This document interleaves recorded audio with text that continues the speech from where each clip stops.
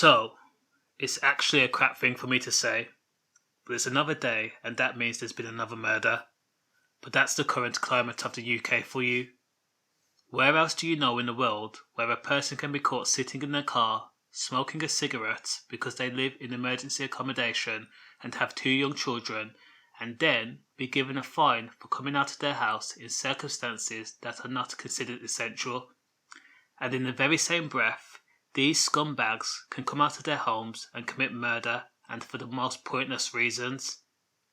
And now, another young life has been taken senselessly. So 22-year-old Lavaun Witter died on Friday after suffering from serious stab wounds that proved fatal in Croydon, South London. Now, if you remember, this incident was one of 10 instances that took place in South London last Friday. Now, apparently, the 22-year-old victim was stabbed to death in Selhurst. Again, the injuries or the stab wounds were so severe that Lavaun, who was known to his friends as Lavs, was pronounced dead at the scene, to the dismay of his understandably distraught family. Now, this area is considered a residential area that has a ton of flats and high-rises, so there are a lot of people who would have saw something, or at the very least heard screams, shouting, swearing, or cries of agony. But so far, only one witness has come forward. So far, what the police have been able to determine is shortly before 8 p.m, an altercation took place between a group of men after a few people attended the address in question.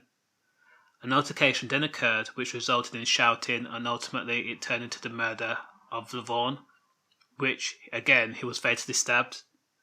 Now, in the space of a single hour, Lavaun went from pondering his life to having everything he could ever wish for, to literally losing his very life.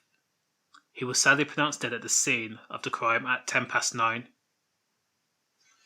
The sad thing about the whole situation is, the one witness who actually came forward and witnessed the young man bleeding profusely, she said she saw police and medical staff surrounding the man, trying to keep him alive, and they actually did their earnest. The witness continued by saying that Lavaun's mother showed up later, crying and in pieces. Now, despite the fact that the cause of death has not been announced, the witness said the main damage was due to a stab wound to the leg, which could indicate that the wound severed a major artery. During the carnage at the address in Croydon, a second man was also stabbed. Police said the second individual was taken to hospital before they had arrived on the scene and is currently in stable condition, so it looks like he will make it. Again, this murder was one of several altercations that took place last Friday, but Detectives Chief Inspector Kate Kieran from Specialist Crime South says the young man has lost his life and his family have been left distraught and heartbroken by the needless act of violence. She also reiterated the previous statement of the collective incidences in South London as of late by telling the public that there is no evidence to suggest that this precise incident had any connection to the other assaults or attacks. The mad thing about it is, people think this life is a joke. A lot of cowards are so scared to fight that the first instinct is to grab a knife and stab someone in fear of losing. There's nothing wrong with taking a beating, or even being mature enough to talk out your differences. When people stab each other, all it does is escalate the situation and gets innocent bystanders involved. Impressionable teenagers feel like they have to pick a side. Everyone loses, and that's on both sides, whether you're an attacker or a victim. And then parents have to bury their child. How the hell does that make that okay? So far, no arrests have been made. And again, imagine his mom turned up at the scene of the crime and witnessed her son literally dying in the street. Imagine how she felt. Imagine the pain, the anger, the flipping nervousness, the frightened.